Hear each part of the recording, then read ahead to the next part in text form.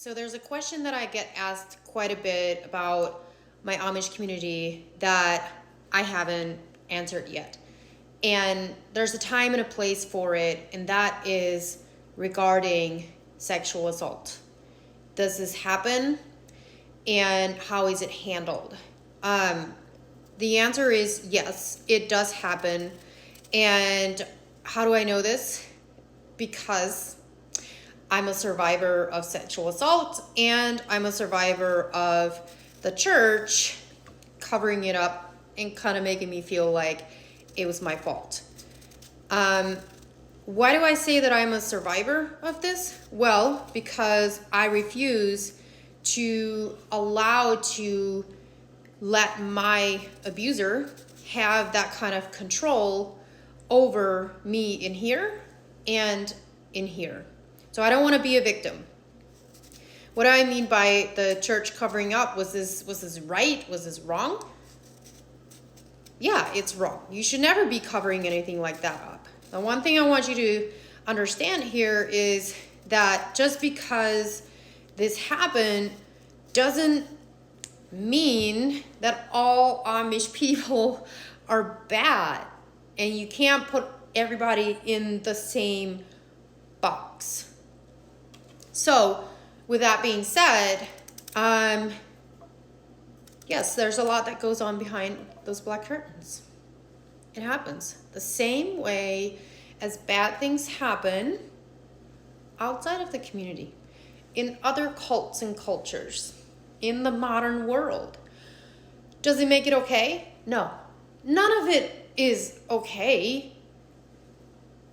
Does it make everybody a bad person? No.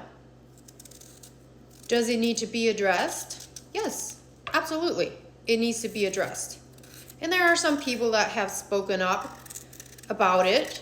I don't think that any of it should be covered up in the way that they do, in the way that they believe is that they don't want the outside world and law enforcement to have anything to do with their rules of the church and how they punish the members of the church if these things are happening. So their way of punishing people, if they're either members of the church or not members of the church, if they're members of the church, they're going to get shunned for that, and that's about the extent. If they're not members of the church, which I wasn't, but the way that they sort of like made me feel like this was my fault is because I was not a member of the church when this happened, but when it came to light,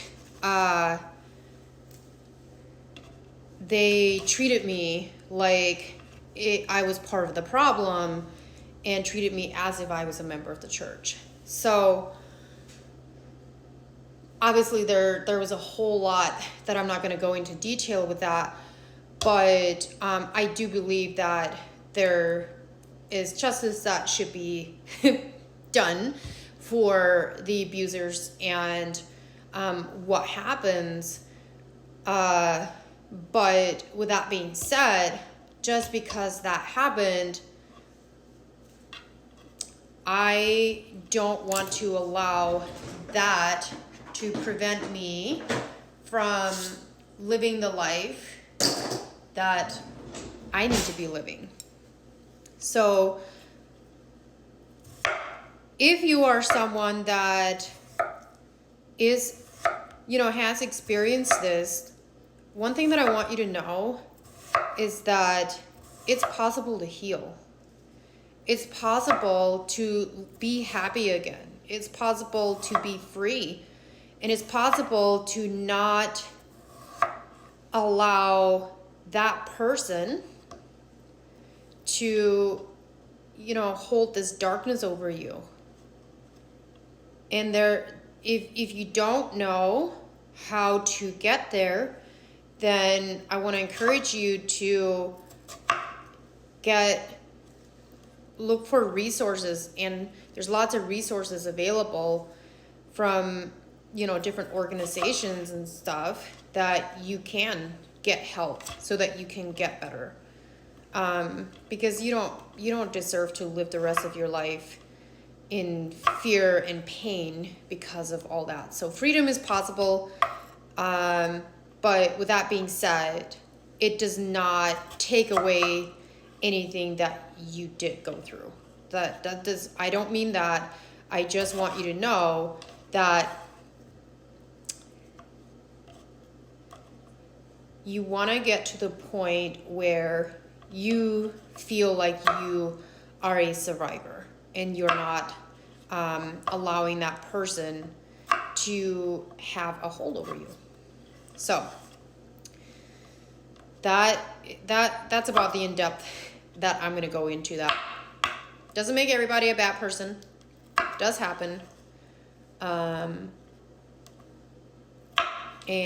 I think that there's more awareness that could be brought to it, but I also think that there's a right and a wrong way to go about it. There you go.